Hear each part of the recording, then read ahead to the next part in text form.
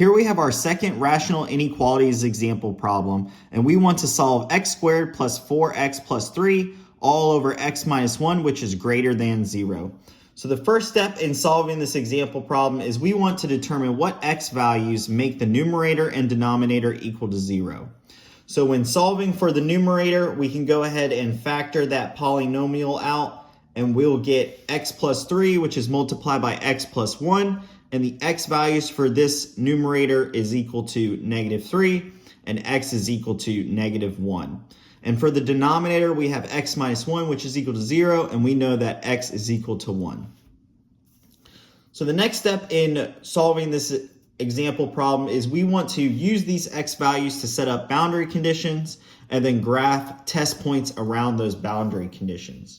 So you can see here we've created a line graph where we have it going from -4 to 2, and our boundary conditions are at -3, -1, and 1.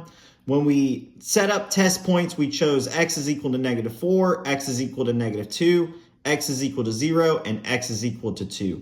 After testing these test points, we found that from -3 to -1, these x values will be included in our solution set, and from 1 to infinity, those values will be included in our solution set.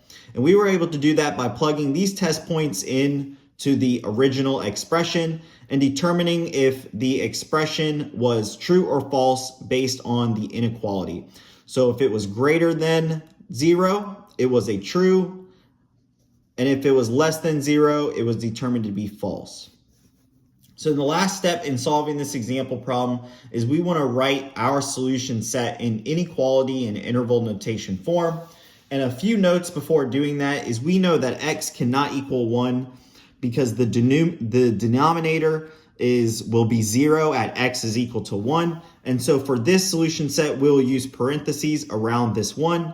And the last note is that the inequality is greater than sign, so that will also mean that we'll use parentheses. So our solution is going to be from -3 to -1. So we'll have -3, which is less than x, which is less than -1. And from 1 to infinity, and so we'll have 1, which is less than x, which is less than infinity. And in the interval notation form, we'll have parenthesis -3, comma -1, parenthesis, and 1, or parenthesis 1, comma infinity, parenthesis.